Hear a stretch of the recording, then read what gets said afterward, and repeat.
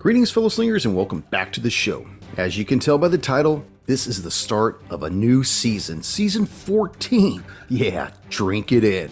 I know you've all been hearing me go on about this next scenario for quite some time, and well, here it is. I bring before your ears Lot 27. But before we begin, we got the business first. The first shout out goes to Henry Anderson, who's been waiting for this. His last comment says he's looking forward to the next scenario and hoping for a homebrew or a homebrew twist. You got both here, Henry, and thanks for listening. Next, from good friend of the show, Balint. He commented how he loves our aftermath scenes, and he's talking about the epilogues, and that he's looking forward to the next mission, and that starts now.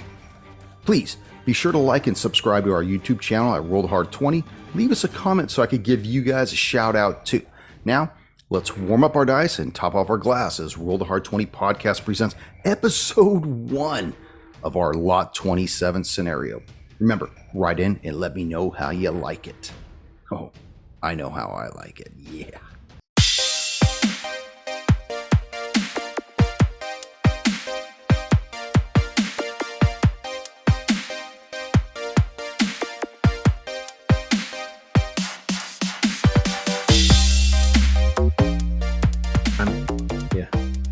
He doesn't want to hear you the whole time, though. Everybody want to hear me.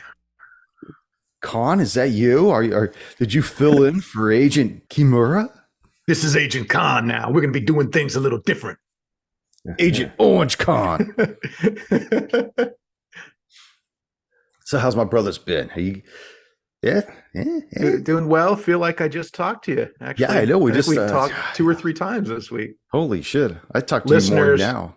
Listeners must know that the handler is excited about doing this little thing we call DG.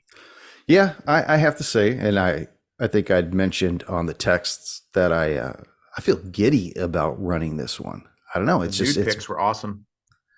Yeah, keep it down. I try to pixelate it and extend it as much as possible, but but it's been a while since I felt this way, even doing a homebrew. I get that feeling. I think the last time I probably felt this way was for Sweetness, when you guys were doing Sweetness, because it had been a while since we had shotgunned through something and just hit the ground running. So yeah, it's definitely more fun to play in that way, where you're not, you don't have 7 whole days in between episodes to play the next thing. You just barrel through. That might be something to do with it, actually, because I think that when we record Convergence, we're doing an hour a week. Sometimes we'll do 2, but for the most part, we stretch it out over an hour and then continue.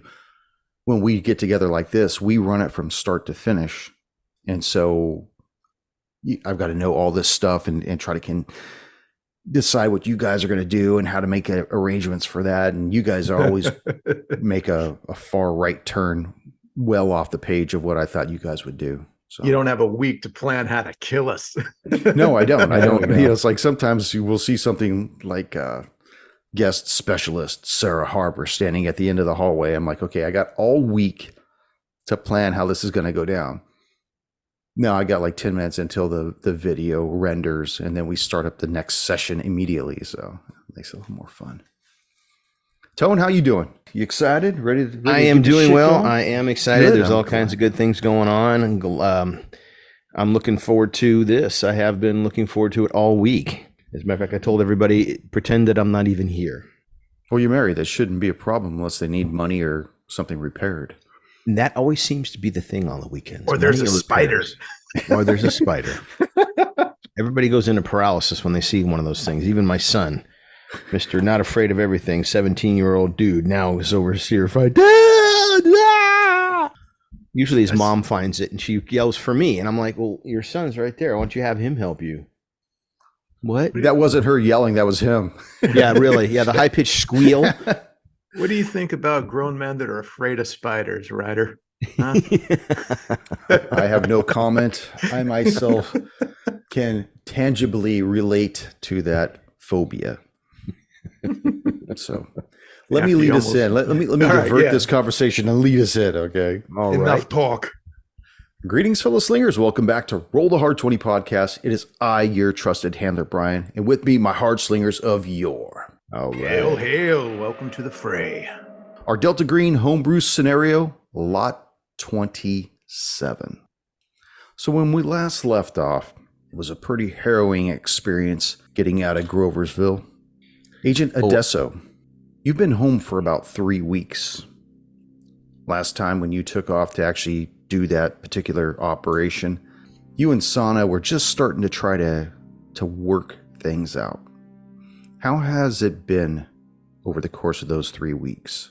Things have improved because Adesso proposed to her and she said yes. And she's now in the midst of planning a big wedding where everybody can come out from, she's from Norway. So they're going to come out from Norway and we're going to do a big wedding. And we're arguing currently over whether or not we should do a reception here in the States and then do another one in Norway so that everybody doesn't have to fly. So that's what our current argument is, but she's quite happy. She's feeling better and more secure. Adesso's feeling a little bit better himself because he really needed to recover some sanity points and didn't want to burn her bond. So Adesso, knowing that the plans for the wedding are being worked out between you and your betrothed, your mind occasionally goes back and forth between the operations that you've gone on. In fact, at one point you had removed that storage box that you had hidden behind the washing machine, created a false bottom in one of the drawers of the desk in your personal office. And you find yourself occasionally by almost every other night, finding an excuse to go into that office while everybody else is asleep, gently closing the door, snapping on the desk lamp, and pulling out that box, looking again at the audio tapes of Montgomery Green.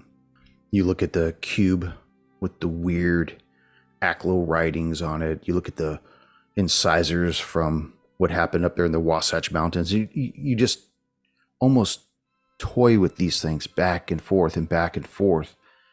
And then your fingers wrap around a test tube of sorts that's capped off at one end. And inside, as you bring it up and hold it in front of your desk lamp, you see this purple ooze kind of slide back and forth from one end of the test tube to the other, almost of its own volition. When you see these things, how does that make you feel inside to know you still have these things in your possession? Makes me feel better that it wasn't a lie, that I'm not going insane. Those things did happen. I did see what I saw, and I was able to put an end to it. I helped other people. That the bad things that I did are now justified by the fact that that greater bad has been stymied, has been stopped, has been halted for now. It's all I can do.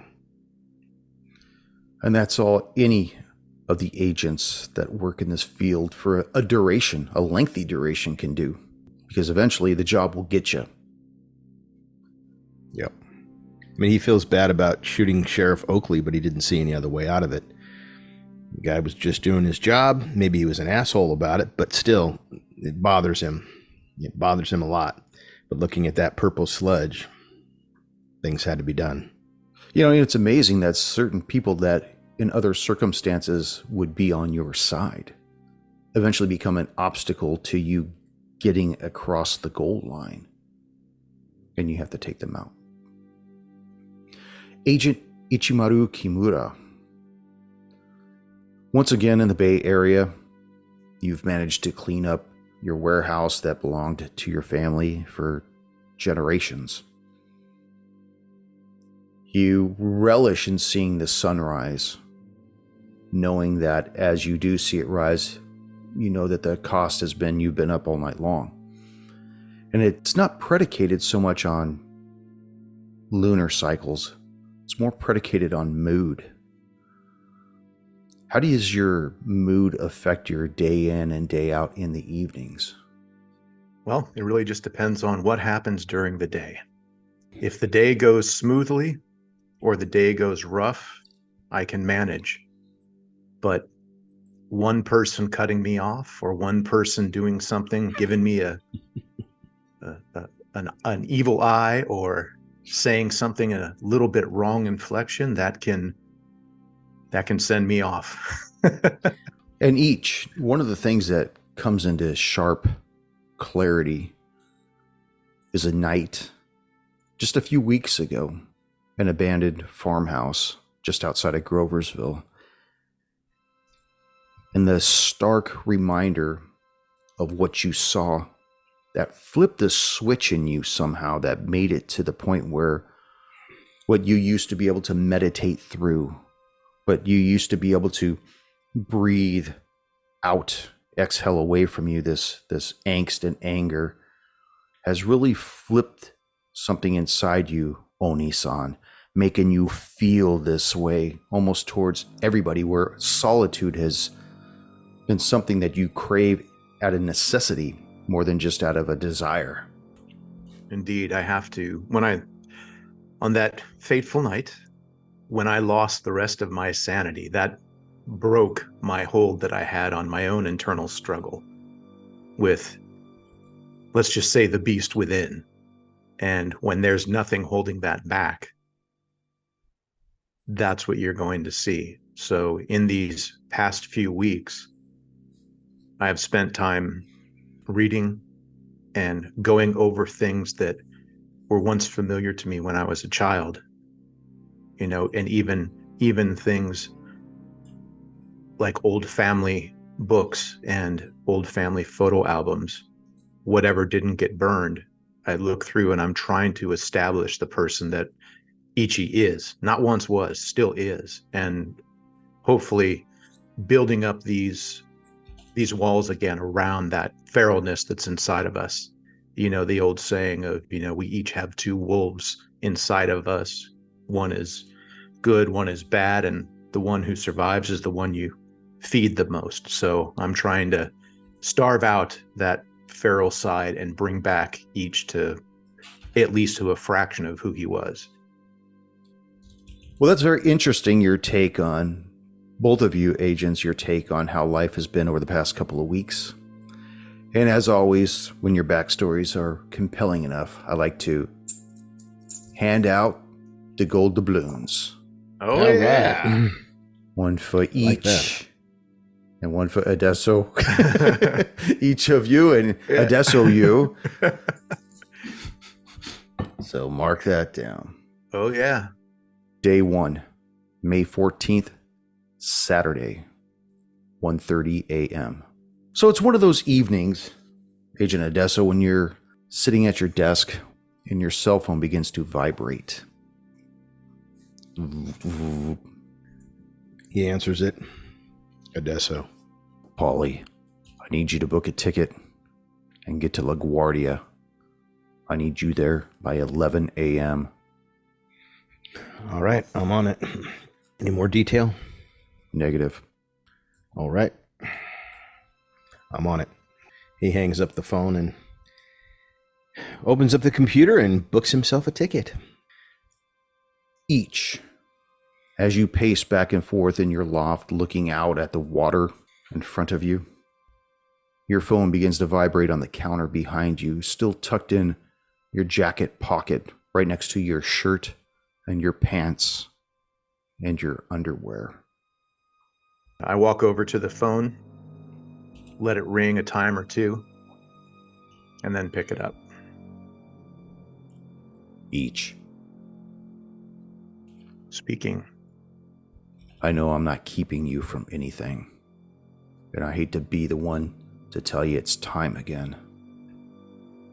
But I need you.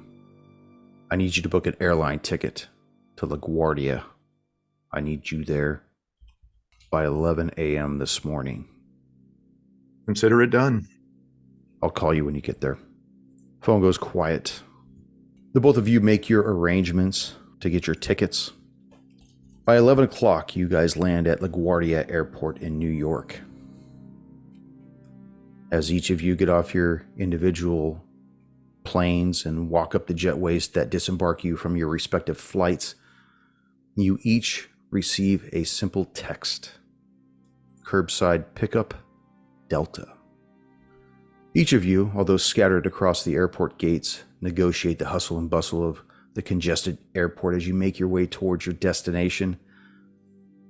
The exiting glass doors, your only partition between peace and your mission, slide open, and the sound of airport traffic assails your ears.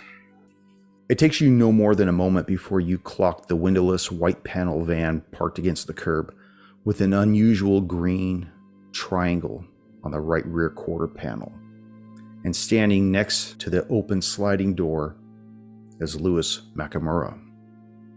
As you cross towards the van, he notices you, Adesso, and you see a broad smile span his face from cheek to cheek, and he walks up to you, Polly. Agent Adesso, it has been a long time. How have you been, my friend? It has been a long time, Nakamura. It is very good to see you. I am glad you are doing well. Well, where is each? Is he not with you? Usually, you two.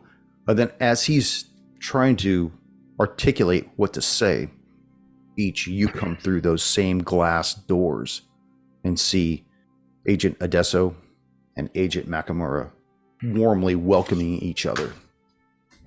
Ichi, look at how good. You look so good, my brother. How have you been? I've been doing well. I've been doing a lot of reflecting and going back to old childhood memories. It's almost like I can still feel a part of the family of them with me. You know, I had half expected you to be here, especially when our friend had asked me to bring a certain item with me. I was reticent to do so, but let's hope that all that business is behind us now. Barely a problem. Well, that is good. Nakamura then steps back and lets you see Adesso and give the two of you a moment. Each. Compadre, good to see you. And you as well. I hear there's some developing news on your side. Oh, yes, you're going to make the wedding, I hope. Shouldn't be a problem. Depends on when and where it is. Well, I'll do my best to make sure that it's easy for you to get there. I'm looking forward to it. It's really improve relationships between Santa and I. Now, legitimize my 3 kids, so you know how it is. Because without this, they would not have had a father. There is that true. Very, very true. It's funny how the golden ring binds harder than steel shackles. The shackle of your bond. Very much so. Very much so. And how have you been? I know that you've had a couple restless nights. Things are going well. Much more improved. I'm sleeping more. Excellent. That means what, 2 hours a night now? I did say more. Well, looks like this van here is waiting for us, I assume. Yeah, this is back in the saddle. As Nakamura gestures towards the inside of the van, you see that the front half is partitioned from the back half, and you already have a driver sitting behind the wheel. You notice that the upholstered interior of the cargo space has got 4 soft chairs that all surround a low table that's against the driver's side paneling, and on that table is an open laptop, the screen still dark. Nakamura gets inside and takes a seat closest to the wall, waiting for the two of you to get in and close the door. By the way, each, do you have your katana with you? What do you have with you? What have you gentlemen brought with you, I should say, as far as compliments are concerned? We can put things through carry-on luggage, so Odessa would have definitely put in his pistol and not declared it because he still has his FBI credentials. Oh, we still have the FBI credentials. Wouldn't need to put it through carry-on luggage. Just flash those and get on the plane with it on you. So he would have his Delta Elite and his 2 reloads. Now, pocket knife, flashlight. Is Adesso playing the odds that the identification will never be checked or won't be followed up too closely? Yes. Okay. Because, I mean, they are real FBI credentials. The problem will be to verify it. But if outside of game, the process of verifying FBI credentials are almost impossible, especially for a normal civilian. You'd have to know exactly who to call. Yeah, but with the heightened state that the world is in, it only takes one of these individuals that works the security checkpoint who has a bug up his ass to maybe make that extended effort and make those calls. So You could also just say that Delta Green had that guy sick today and they gave him the fill-in, you know? yeah. Well, if anybody Tony wanted through. to check, I'd give him Heisenberg's number. Well, that might come into play. I would say that if we couldn't get through with our credentials, that Ichi put in Check luggage. put it in check luggage with some other martial arts equipment, since each does still have the credentials of working at the, I guess, family dojo now. Any questions that would be asked would be he was going to meet some students, put on displays of weaponry and things like that. So that would, anyone who would notice, though, would notice a very nice functional katana amidst a lot of the more ceremonial practice fake ones. Very good. I just want to make sure you guys had something with you. Yeah. Yes. So as Nakamura sits in his chair and gestures towards the two of you to take the other seats, he pulls the door closed, and as soon as the door closes, you feel the van jounce as it pulls away from the curb. Almost immediately, the laptop wakes up, and you see the familiar face of Heisenberg. Heisenberg, good to see you. Good to see the three of you. Did you know that hypergeometry has its roots in magic? To the uninitiated, the fabric that tears when it's used seems mystical and fleeting. They don't think about the ramifications of such a tearing, nor its long-term effects. For this opera, and any opera moving forward, you three will be assigned to Oscar Cell. As such, you'll be assigned a new moniker to address each other as. Agent Kimura, you will be known as Okami. Agent Adesso, you'll be known as Odysseus. Nakamura, you'll be known as Akam. Moving forward, you're to address each other as such. At least it gets out your real identity. We got to start taking precautions, gentlemen. Now, on to the matter at hand. There's a museum in Vienna, Austria. It's called the Kunsthistorische Museum. And in this museum, they have a particular collection. Acquired through the years, it revolves around artifacts and relics whose connotations imply otherworldly and unnatural forces at work. Have any of you ever heard of the artifact known as Spiritus Demos? I can't say that I have. It sounds like something highly Catholic, but I must confess ignorance. I too don't know what this means. Legends describe it as a kind of hex snare, made of a crystallized rock of transparent nature and unknown origin, possibly celestial. It's about 18 inches tall with a jagged diameter of about 10 inches. But it's what the hex snare has trapped within that is of our concern. Is it a reliquary? I'm going to describe it for you right now. Thank you, Adesso. From an old report which dates to the 17th century, we're led to believe that sealed within this rock is said to be a kind of demonic entity, the name of which is unknown. The date and location of where it derived from is unknown, and unreliable reports have described it as having a soft red glow about it. Investigations through the years report the artifact to be a fake, but that didn't stop the purchase of it several decades ago from an undisclosed vendor for an undisclosed price. It was this museum's curator, one Theo Mueller, who bought the artifact sight unseen. And that is how the artifact had remained for decades, sight unseen. It's been reported that the curator, Mueller, recently and unexpectedly died in the museum's storage room from what the locals are calling a heart attack.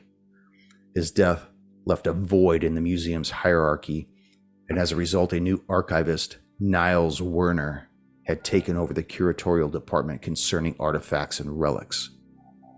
And he began to take inventory. After several days, he came to the conclusion that the museum had used a great deal of its wealth and resources to procure items that had not been confirmed as being legitimized. The new curator's report described the hex snare among many other sequestered items as unremarkable and has only ever taken up space on a shelf. In an effort to, so he said, recoup as much of the lost funds, the curator implemented a museum-wide catalog of all procurements now under his purview and prepared the items to be auctioned off. The curator sent out invitations to a select few buyers, giving them a chance to possess these extra pieces. They were invited to a nondescript auction house in Midtown at 20 Rockefeller Plaza in New York on Friday, May 13th. That was last night. The item of this particular interest to the agency is labeled lot number 27. You should be aware that the auction only consisted of 26 lots. From what we know of this Adesso, it's said to contain the essence of an evil entity frozen in time and space and held in stasis. What is it that you want us to do with this? I assume procure it, but bring it back, destroy it? How does one destroy something that exists within time, space? It is a reliquary, but, a very, very long trip over certain parts of the Pacific, assuming this doesn't float, would solve the problem. Well, my concern is it may not be a reliquary as much as a phylactery. And I am concerned about that. And can you explain what a phylactery is to Makamura? I don't think he knows. Oh, I know just fine each. Well, just for the listeners then. Well, for the layman, and in layman's terms, a phylactery is able to house the essence of something that defies the ability to die. And as long as the phylactery survives, this entity can always be reconstituted. That's our best assertion of what this is. But I'm not even 100% certain that the rock is that item, as much as whatever is contained in it, because it was originally labeled as a hex snare, meaning it was designed to capture something, not preserve it. So this isn't like one of those mosquitoes trapped in amber that are long dead. This is something that potentially is still alive in there. Maybe that's what the red glow is. Like I said, it's been sight unseen for decades. Even after the original curator, Theo Mueller, died, nobody yet had seen it. It wasn't until this other curator, Niles Werner, came on the scene that people actually started seeing some of these items, and even then it was a close-knit circle. Have they delivered the lots to the purchasers yet? The lots were delivered yesterday. The auction was held last night. Who is the person that was fortunate enough to get lot 27? Well, my concern is that it doesn't show up on the auction house. It looks as though there were 3 auctions that were held yesterday, and I can't make heads or tails of which one this may have been part of. But there is something that I need to inform you 3 about. And this is where things get a little dicey. You were not the first team sent to handle this op. The info that's been passed on to me is as follows. November Cell, a 4-member team, arrived at the auction house Friday evening and then went dark. They have yet to be heard from. Their mission parameters were the same as yours. Procure lot 27 at the auction house either before the auction's opening or after the auction culminated. You 3 are to pick up where N-Cell left off, see if you can determine who the buyers are, where they went after they left the auction, and what they plan to do with the artifact. Finding the members of November Cell is a low secondary priority. They're not experts, but they're not cherries either. Unfortunately, I think their handler didn't know all the specifics of what he was sending his team in to deal with. And the ramifications of his miscalculation are yet to be determined, and I wouldn't be surprised if he becomes the next mission. Mm-hmm. During the culmination of what he's saying, the van has stopped against a curb. I can't stress this enough to you three. Whoever took this, whatever they want with this hex snare, I'm sure it's not just to occupy somebody's mantle. If somebody knows this thing exists, it's a high probability that they're part of a league that wants to release it. Now, whether it's real or fake, we can't take the chance. I'm going to leave my comm open the whole time. Do not hesitate to get in touch with me. Understood. Are there any questions? Is there any information on what happened to the November Cell other than them going dark? They went in, they arrived, and then they went dark. I know they're a low priority, but any reports of what happened before they lost contact? From the report that I got from their handler, who's been removed from the case, their last report says that they were on site at the auction house and were preparing to go in. What were they equipped with? Were they a surveillance force or were they a elimination force? I don't know what their standing orders were, but they went in with weapons. Most likely, their orders were to take possession of the item, no matter the cost. Understood. Well, I say we go to the auction house. Is there any information on who maybe was running this auction? Is there a name we can use to start instead of just going in there and walking around like a bunch of babes in the woods?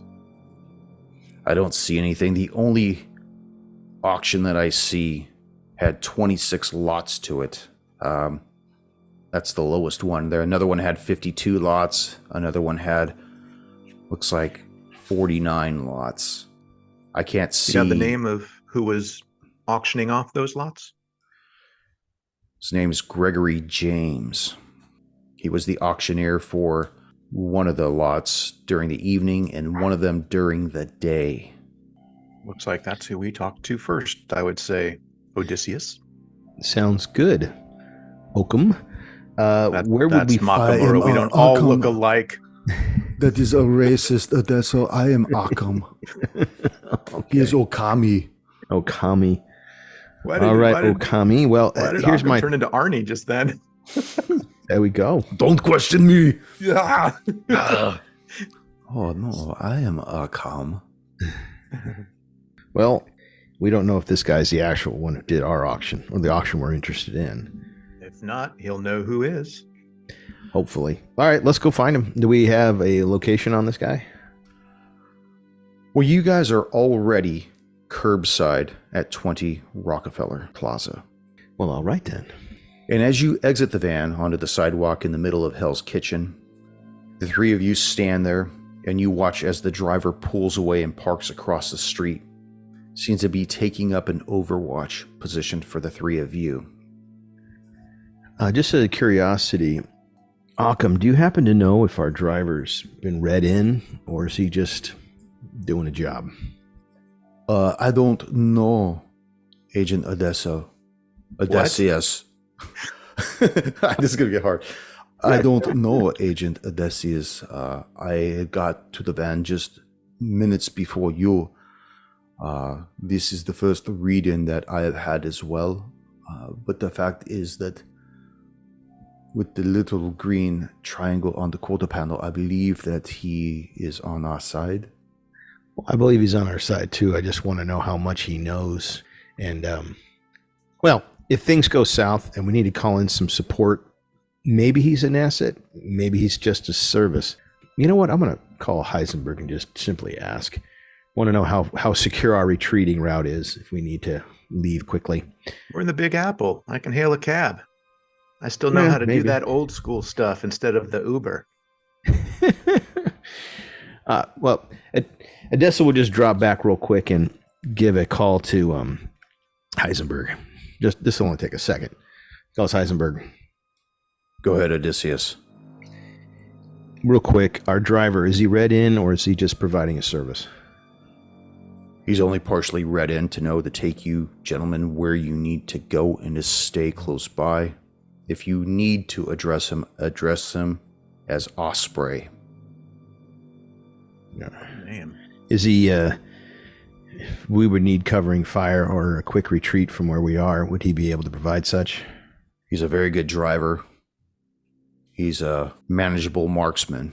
He's only been in the field a short time. He was recently bumped up from Papa Cell. Got it. So if he were to see something, what I really want to know is, he been screened? Is he expecting some of the things that we've seen in the past and can handle it if he does encounter such a thing? His file is partially sealed from me, but I would keep as much information from him as possible. Okay. Alrighty. Thank you, sir. Out. A 7-story building located in the Chelsea neighborhood of Manhattan, whose features display a grand limestone and bronze exterior, is 20 Rockefeller Plaza. You can see what can best be described as a post-industrial steel and glass canopy. You see murals along the outside of the walls, along with mosaics. And sitting a few feet in front of the door, on a slab of unadorned concrete, stands a 10-foot-tall rustic arachnid, poised to attack yet frozen in time. The doors leading into the building await you. So is there a reception in here or anything like that? Yeah, as you pass through the double doors, you see that the first floor seems to cater to a lobby. You see a cocktail bar off to one side. You see a hallway with restrooms, and another hallway with closed doors that are adorned with placards denoting the purpose of those rooms behind those doors. And up front and center, you see a dark wooden desk with a young woman behind it, her dark hair in a loose knot behind her, and her deep blue vest and pants that contrast her white shirt beneath. She sees the three of you walk in, and she stops momentarily, and she looks up and says, "May I help you, gentlemen?" Yes, just one moment, please, ma'am. And I'll look to Agent Odysseus. Do we go in with and speaking under my voice so Makamura can hear, but no one else can. Do we go in as federal agents? Do we go in as people wanting to speak with Mr. Gregory James, the auctioneer? What's our play here?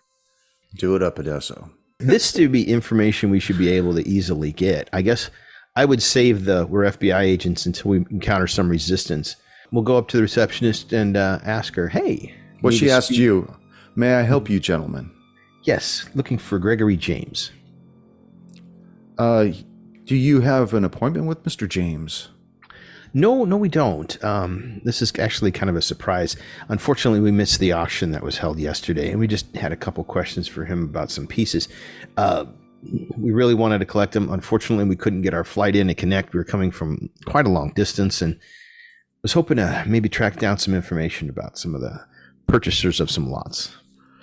We held 3 auctions yesterday. I'll tell you what, let me go ahead and see if Mr. James is available, please. And miss, and if it helps, we're looking for one of the smaller lots, one of the smaller auctions. It wasn't one of the larger ones. I believe it had 26 or 27 items. Well, yeah, and we had 3 auctions yesterday. Let me just make a call real quick and see what Mr. James, if he's available. And so she dials a number, and she kind of turns at a half cant away from you. Okay. Yes, sir.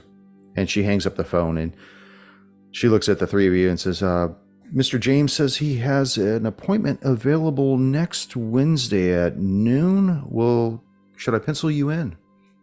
We would really, really appreciate it if we could see him today, because time is of the essence. No, not yet. Badger tone. Not yet.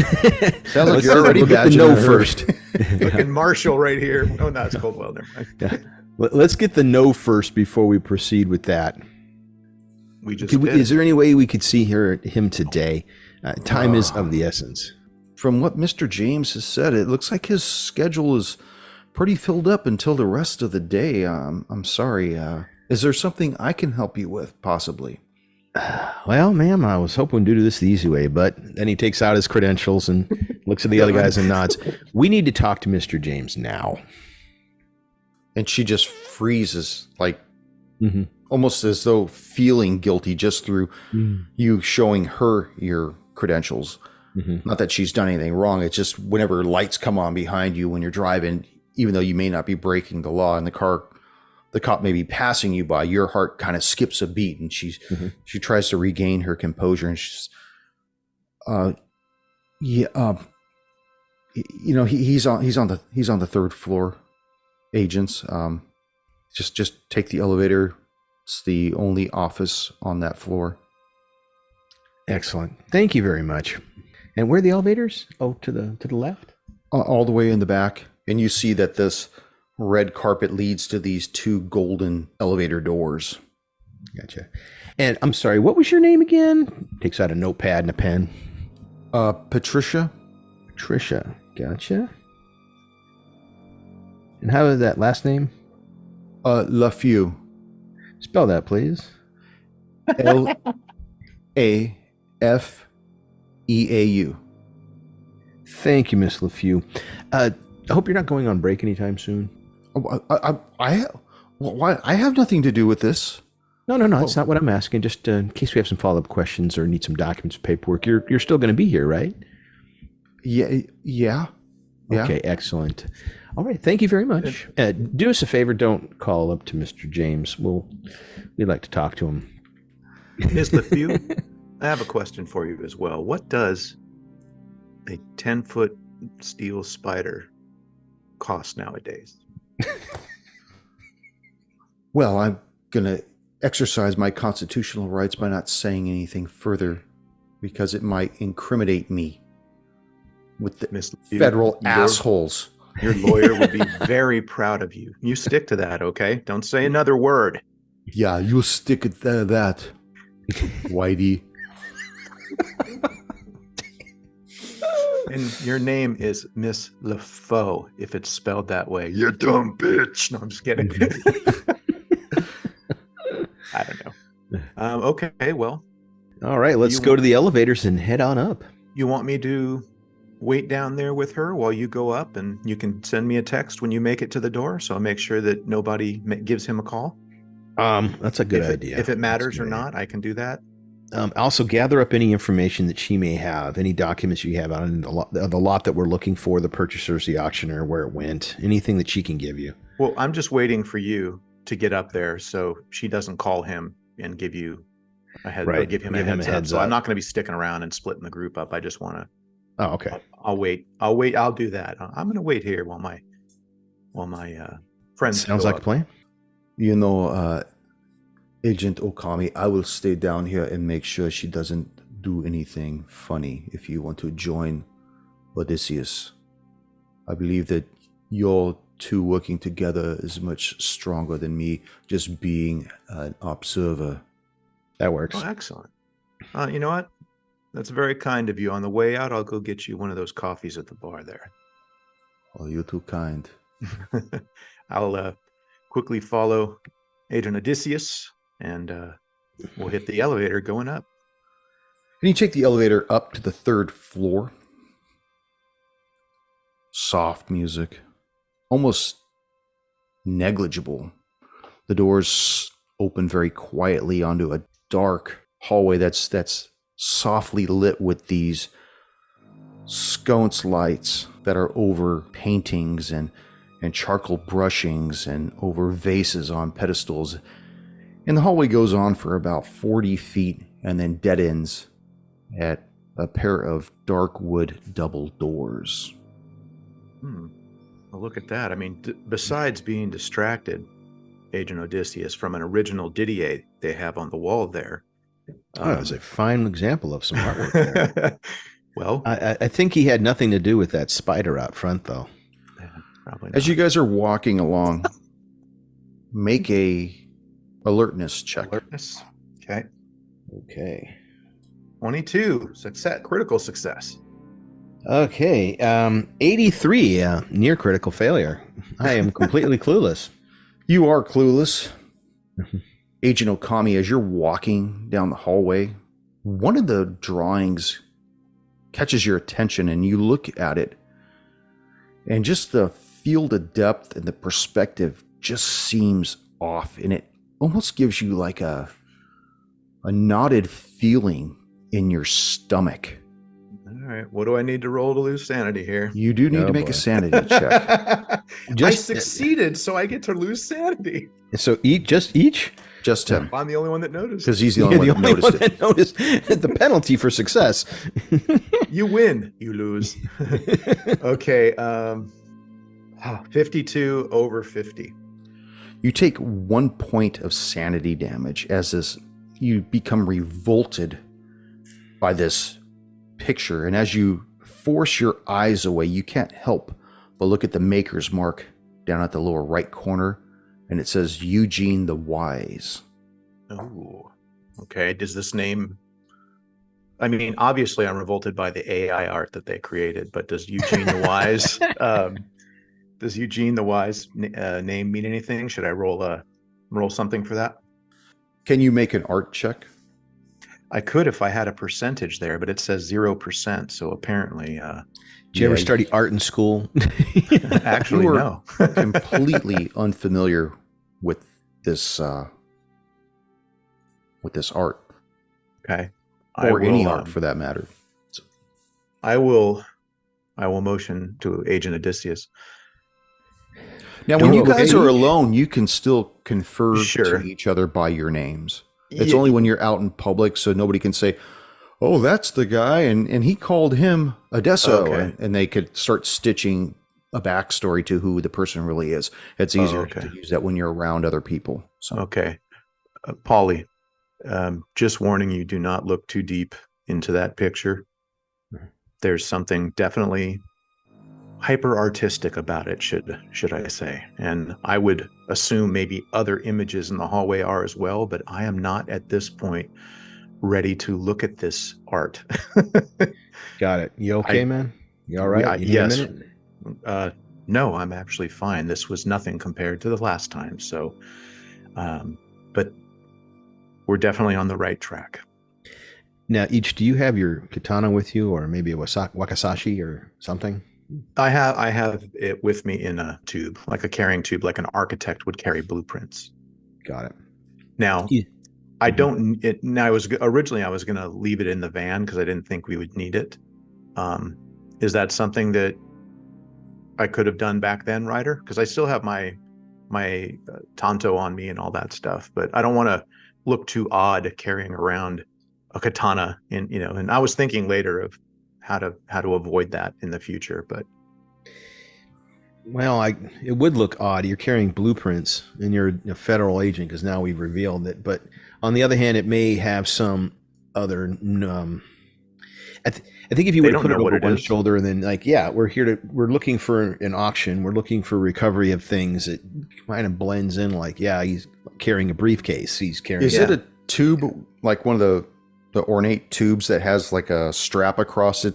Like exactly what I'm thinking is what they carry blueprints in. It's like a hardened tube with like caps and claps at the end. It has like the thing that you throw around your neck if you want to. So like National Treasure, like Cage had when he had the Declaration of Independence in it. I guess I never saw it, but it's like I was thinking like in the future getting some sort of a weapon it may be too fancy, but we got all these fucking cool guns and shit. But like something that's like Kurgan had, that's like a snap together kind of thing that I can carry in a smaller, pool cue sized, how they have pool cues that you can carry around. Yeah.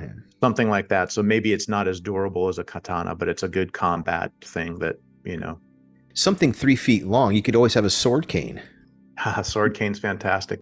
Or just, I have it in a case like I do now. And it's not like I'm going to be whipping it out anytime soon. Yeah, I would imagine it's probably in a tube on your back. My only thing is whether or not you took it with you.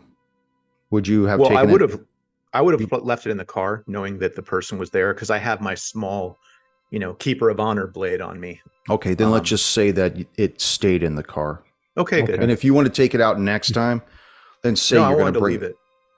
Yeah, I know you're going to leave it, but we'll just make the understanding that you'll leave it with you every time until you say, okay, I'm going to take it out of the van and bring it in with me to this facility or that facility. Gotcha. Sounds good. Okay. All right. So going back in game, Odysseus will check his pistol, ensure that it's rounds chambered and the thumb safety is on. But, obviously just get it ready because there's obviously something more to what we're seeing here. He checks on each to make sure he's okay. You all right? We want to proceed. We're good. Okay. Let's not look at any paintings. So, yeah, two knocks, and then I'm going to open the door. I'm not expecting a response. I'm just knock, knock, and then open. As you open the door, you see a man in his late 60s. A ring of white hair haloing his wrinkled head sits behind an elegant desk formed of a gnarled tree branch with the top made of some kind of crystal glass. His piercing blue eyes and wiry brows follow you as you enter. His complexion drains at the sight of the two of you, and he says, "Hello, gentlemen. How may I be of assistance?" Mr. James. This is Agent Okami, and I'm Agent Odysseus. We're from the FBI. We have some questions about a lot of goods that you stole. Sold. I'm sorry, did you just tell me that I stole something? My mistake. What I meant to say was sold. There were some items that were sold at a particular auction that are of interest to us. Well, I'm afraid that I'll have to get back to you on that next session. Yeah. Yeah.